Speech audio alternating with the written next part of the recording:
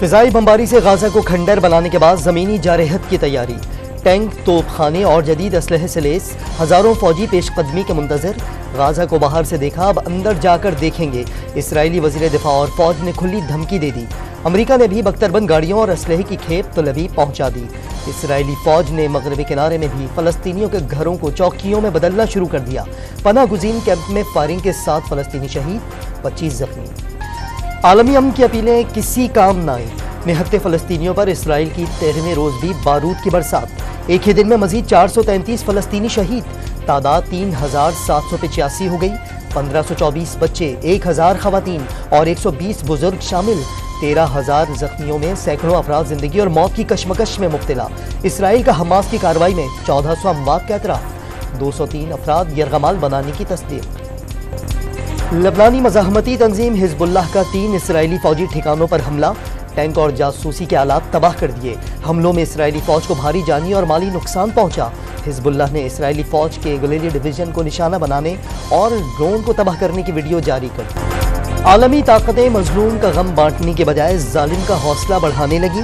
برطانوی وزیر اعظم کا اسرائیلی حکومت کے ساتھ کھڑے ہونے پر فخر کا باعث قرار دیا۔ رشی سنک کے تل ابیب پہنچ کر اسرائیلی ہم منصب نیتن یاہو سے ملاقات۔ غازہ میں انسانی امداد کا راستہ کھولنے کے اسرائیلی فیصلے کا خیر مقدم۔ امدادی سامان سے بھرے 20 ٹرکوں کا قافلہ غازہ روانگی کے لیے رفح کراسنگ پر پہنچ گیا۔ امداد امریکی نگرانی میں بین الاقوامی انسانی حقوق گروپوں کے تعاون سے فراہم کی جائے گی۔ اسرائیل کی مصری سرحد سے آنے والی امداد میں رکاوٹ نہ بننے کی یقین دہانی۔ جو بائیڈن کی اسرائیل نواز پالیسیوں کے خلاف امریکی عہدیداروں نے بھی آواز اٹھا دی۔ امریکی وزارت خارجہ کے اہم عہدیدار جوش پال نے اسرائیل کو فوجی امداد دینے کے فیصلے پر احتجاجاً استعفیٰ دے دیا۔ جنیوا میں اقوام متحدہ کی انسانی حقوق کمیٹی کے اجلاس میں خاموش احتجاج۔ امریکی سفیر کے خطاب کے دوران شرکاء پیٹ کر کے کھڑے ہو گئے۔ اسرائیلی دہشت گردی پر امریکہ کے یہودی بھی سراپا احتجاج۔ واشنگٹن میں امریکی کانگریس کی عمارت میں احتجاج اور دھرنا۔ لندن میں 10 ڈاؤننگ اسٹریٹ فلسطین کی آزادی کے نعرے سے گونج اٹھی۔ بارسلونا میں ہزاروں افراد سڑکوں پر نکل آئے۔ ہسپانوی وزیر کا اسرائیل سے سفارتی تعلقات فوری ختم کرنے کا مطالبہ۔ ایران میں برطانیہ اور فرانسیسی سفارت خانوں کے باہر مظاہرہ۔ پاکستان مشکل وقت میں اپنے مظلوم فلسطینی بھائیوں کے شانہ بشانہ 1000 خیمے، 4000 کمبل اور دواؤں پر مشتمل 100 ٹن امدادی سامان کی پہلی کھیپ مصر روانہ کر دی گئی۔ پاکستان فلسطین کے ساتھ ہمیشہ کھڑا رہے گا۔ صدر عارف علوی کا اسلام آباد میں فلسطینی سفارت خانے کا دورہ، فلسطینیوں سے یکجہتی کا اظہار۔ MQN پاکستان کا آج فلسطینیوں سے اظہار یکجہتی کے لیے شارع فیصل پر ریلی نکالنے کا اعلان۔ خالد مقبول صدیقی نے شہریوں سے شرکت کی اپیل کر دی۔ مصطفیٰ کمال اور ڈاکٹر فاروق ستار کے ہمراہ مرکزی استقبالیہ کیمپ کا دورہ۔ اسرائیلی مظالم پر عالمی طاقتوں کی خاموشی سوالیہ نشان قرار دی۔ لیگی قائد کو وطن واپسی سے پہلے حفاظتی ضمانت مل گئی۔ احتساب عدالت نے توشہ خانہ کیس میں دائمی وارنٹ معطل کر دیے۔ اسلام آباد ہائی کورٹ کا العزیزیہ اور ایون فیلڈ ریفرنس میں 24 اکتوبر تک گرفتار نہ کرنے کا حکم۔ نیب نے ضمانت پر کوئی اعتراض نہ کیا۔ پروسیکیوٹر ضمانت کی مخالفت کرتے تو میرٹ پر دلائل سنے جاتے۔ جسٹس میاں گل حسن اورنگزیب کی نماز۔ عدالت نے نیب رضامندی کی ہدایت تحریری طور پر طلب کر دی۔ لیگی قائد کی وطن واپسی کا سفر، سعودی عرب کے بعد دبئی میں پڑاؤ۔ سابق وزیر خزانہ اسحاق ڈار کے بیٹے کے گھر پہنچ گئے۔ 21 اکتوبر کو دبئی سے اسلام آباد پہنچیں گے۔ کچھ دیر قانونی مشاورت کے بعد لاہور کے لیے اڑان بھریں گے۔ لیگی قائد کی آمد پر داتا نگری پر طیاروں سے پھول برسائے جائیں گے۔ سول ایویشن اتھارٹی سے اجازت مل گئی۔ مختلف شہروں سے استقبالی قافلوں کی بھی روانگی۔ آؤ دل سے سنبھالو یہ ملک بچا لو، اللہ کے فضل سے، اللہ کے کرم سے مشکل سے نکالو۔ نواز شریف کی وطن واپسی پر شاندار استقبال کی تیاریاں تیز۔ نیا پارٹی ترانہ جاری۔ مینار پاکستان جلسے میں ترقی کا روڈ میپ دیں گے۔ شہباز شریف نے فقید المثال استقبال کی پیش گوئی کر دی۔ مریم نواز کا ملک کو ترقی کی راہ پر گامزن کرنے کا وعدہ۔ تاریخ میں کسی مجرم کو ضمانت ملنے کی مثال موجود نہیں، PTI رہنما شعیب شاہین کا رد عمل۔ ملک کی تاریخ میں جتنا ریلیف نواز شریف کو ملا کوئی اور جماعت اس کا تصور بھی نہیں کر سکتی۔ فواد چودھری کا دعویٰ، سزا یافتہ مجرم کو دندناتے پھرنے کی اجازت مل گئی۔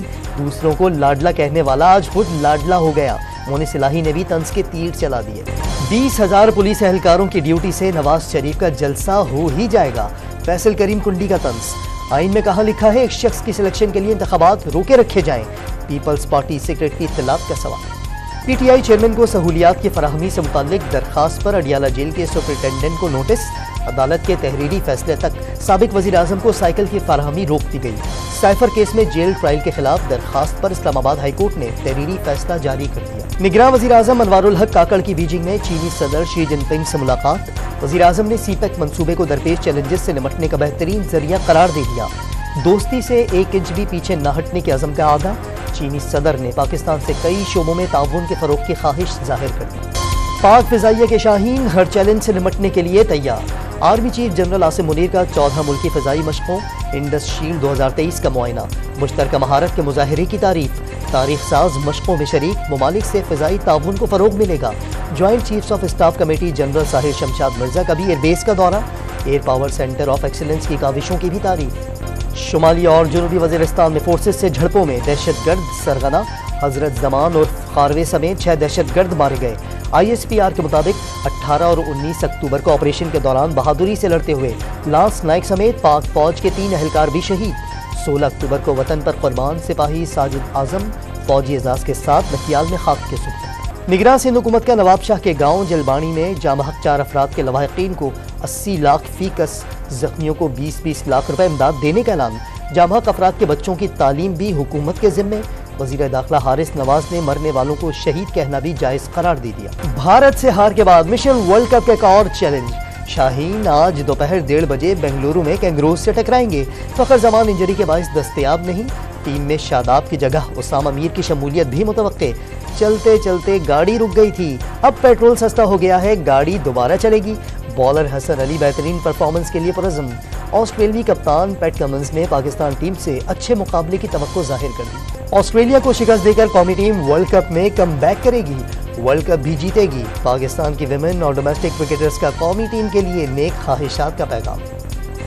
ورلڈ کپ میں بھارت کی لگاتار 4تھی فتح، بنگلہ دیش کو بآسانی 7 وکٹوں سے ہرا دیا۔